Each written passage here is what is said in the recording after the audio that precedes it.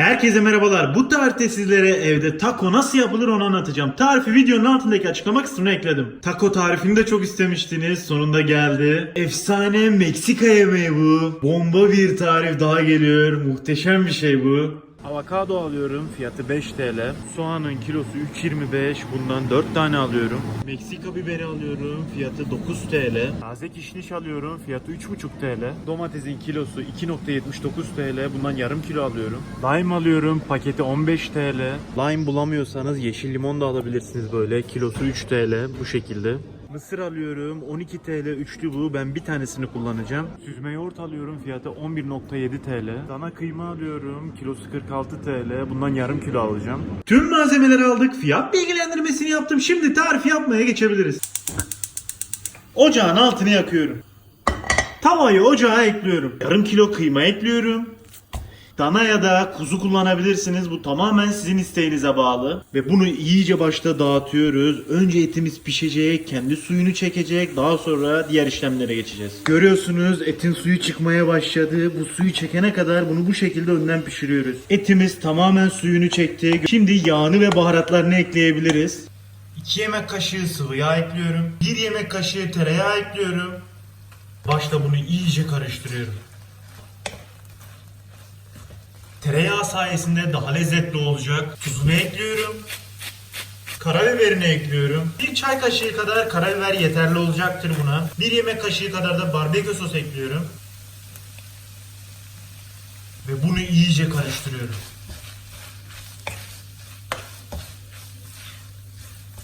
Etimiz pişti. İstediğimiz kıvama geldi. Şimdi ocağın altına kapatıyorum ve kenara alıyorum bunu. Ocağın altını yakıyorum. Tavayı ocağa ekliyorum. 3 yemek kaşığı tereyağı ekliyorum.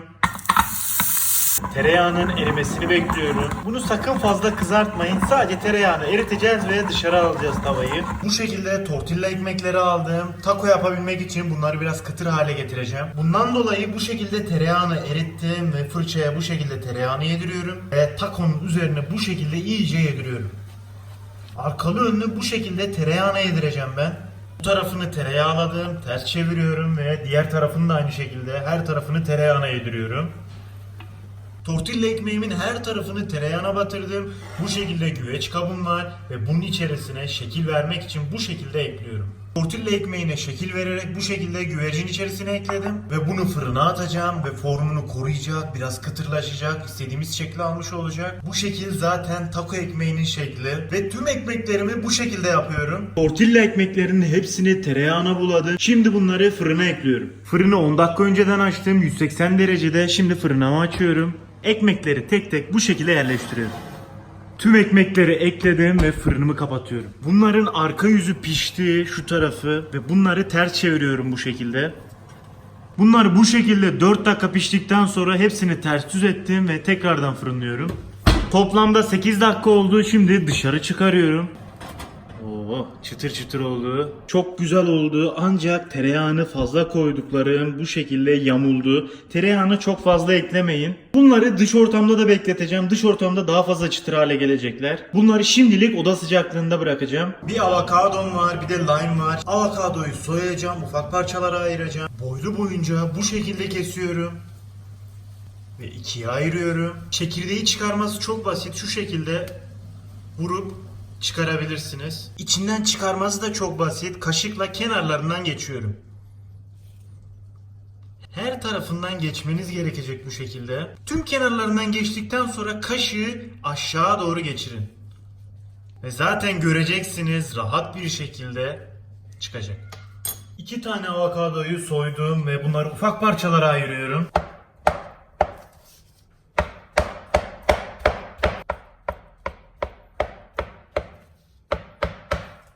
Avokadoları doğradım, bunu karıştırma kabına ekliyorum. Lime limonum var. Lime olduğunu nereden anlarsınız? Kesinlikle çekirdeği olmaması gerekiyor lime limonun. Aromatik kokusu ve aromatik bir lezzeti var. Çok lezzetli. Şimdi yarım limonu bunun içerisine sıkacağım. İçerisine tuz ekliyorum. Bunu iyice karıştırıyorum. Limon, tuz iyice birbirine girmesi gerekiyor. Avokado karışımı hazır. Bunu kenara alıyorum. Taco'nun olmazsa olmazlarından süper bir sos var. Onu yapacağım şimdi. Biraz iri parçalı olacak. Tam sos kıvamında olmayacak. Normalde bunu robottan geçirmeniz gerekebilir ama ben robottan geçirmeyeceğim. Satırla doğrayacağım bunu. Bir adet domatesim var. Bunu ufak parçalara ayırıyorum.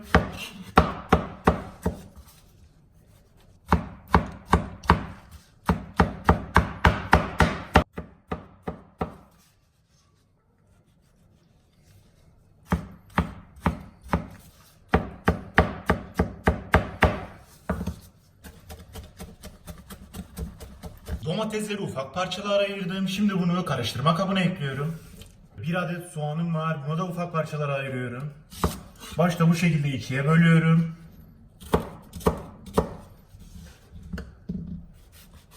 Enine ve boyuna kestim.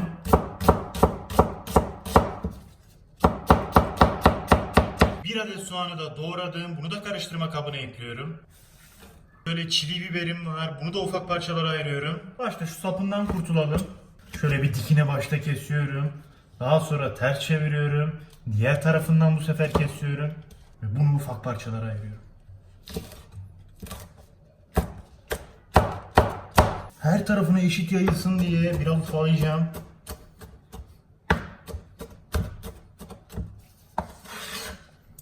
Evet, biberler de hazır. Biberleri de ekliyorum. Maydanozgillerden kişnişim var. Değişik bir aroması var. Çok lezzetli. Şimdi bunu da ufak parçalara ayırıyorum.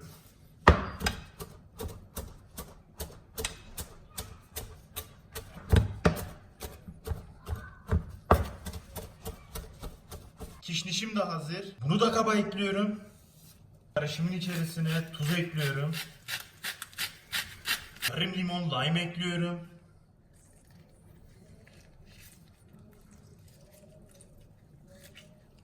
Bir avuç kadar da mısır ekliyorum. Ve bunu iyice karıştırıyorum.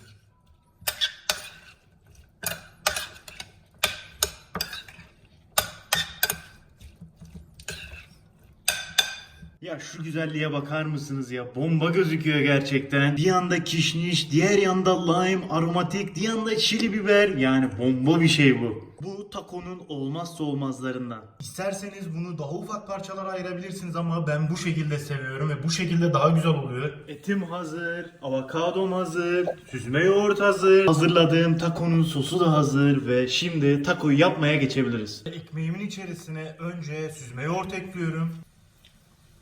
Şöyle bir parça aldım ve içerisine ekliyorum. Böyle avokadodan ekliyorum.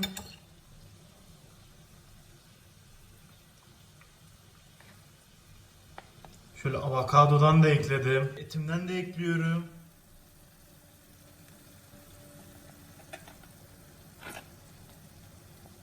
Şöyle etten de ekledim. Sosumdan ekliyorum şimdi de. Böyle bir parça aldım.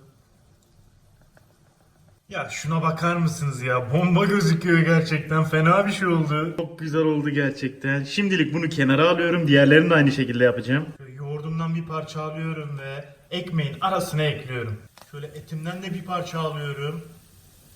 Ekmeğin arasına ekliyorum.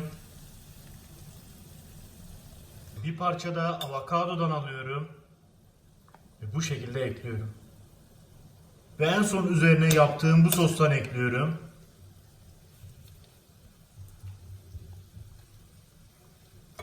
Ve olay işte tam da budur. Fena bir şey oldu. Ya şunlara bakar mısınız ya? Bomba gözüküyor gerçekten. Biz bu işi gerçekten başardık. Görüntü tamam. Şimdi en sevdiğim zamana geldi. Tadım yapacağım. Bakalım nasıl olmuş. Şöyle bir tanesini alıyorum. Ya şuna bakın ya. Şöyle tadına bakıyorum.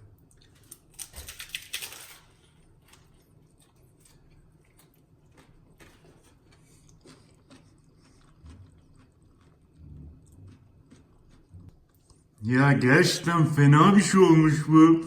Ya gerçekten biz bu işi başarmışız. Bomba olmuş. Bir yanda acı, bir yanda ekşi. Yani efsane bir şey olmuş bu. Ya gerçekten bu işin hakkını vermişiz. Şöyle bir tane daha tadına bakacağım.